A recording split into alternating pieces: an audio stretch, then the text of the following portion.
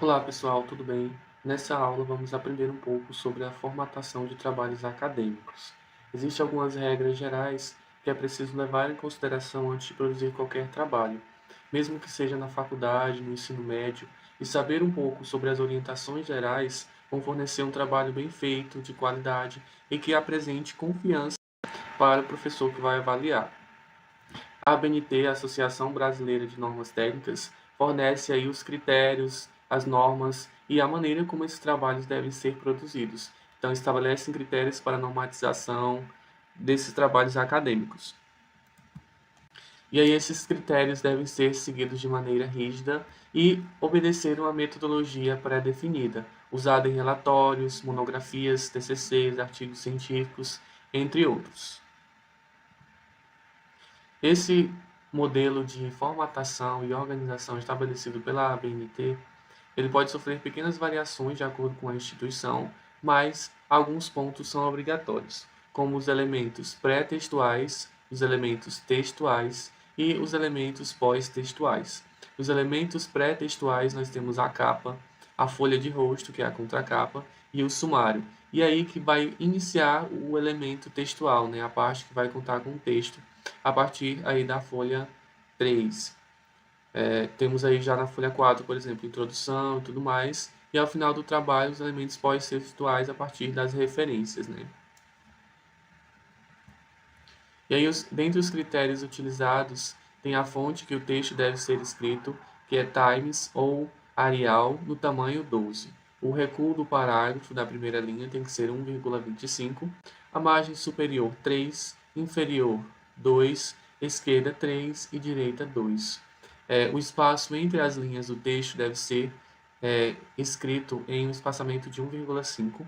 A numeração das páginas deve ser contada só nos elementos textuais.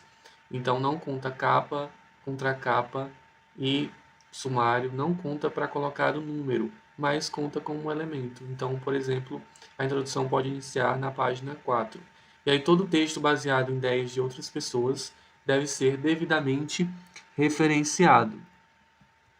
Os elementos textuais vai ser a parte do trabalho que você vai colocar ali o seu material, a sua pesquisa, o seu estudo, e aí começando pela introdução, uma justificativa, objetivos, desenvolvimento, materiais e métodos, resultados e discussões e conclusão. Então a introdução, o desenvolvimento e a conclusão são itens básicos assim como os objetivos, e é nessa parte que você vai colocar o seu trabalho, ou seja, o que você estudou, o que você apresentou e o seu material. E aí os elementos pós-textuais vai ser as referências que você utilizou no seu trabalho, as siglas que você utilizou, outros documentos que você pode colocar como anexos para esse trabalho, essa pesquisa. E as referências é uma das partes mais importantes do trabalho. Vão fornecer confiabilidade para o material, ou seja, é um trabalho que tem referência, é um trabalho que houve uma pesquisa, houve um critério sério para a seleção daquelas ideias e aquelas ideias que pertencentes a outros autores foram citadas e referenciadas devidamente. Então oferece confiabilidade ao trabalho e seriedade ao processo de escrita. Dessa forma, alguns critérios devem ser utilizados nas referências. Por exemplo, referência de livro ou artigo. Primeiro a gente começa com o sobrenome, o último nome, por exemplo, Miranda. Depois a gente vem o nome dos primeiros nomes, que podem ser ou não abreviados. Depois o título da obra. Depois o local de publicação, que vai ser uma revista, no caso de um artigo. O local de publicação deve ser destacado em negrito ou itálico. E aí temos ali o volume, o número e a paginação desse trabalho e o local onde ele foi publicado e o ano. E isso, no caso, né, muda pouca coisa em relação a livro e artigo. Mas geralmente aqui você destaca a revista, mas você pode destacar a editora do livro, que é o meio onde aquele livro, aquele material foi publicado. Tem também a referência de site ou matéria, que é muito comum de ser utilizada. Geralmente a gente utiliza mais artigo científico ou livro, porque oferece uma confiabilidade maior para o seu trabalho.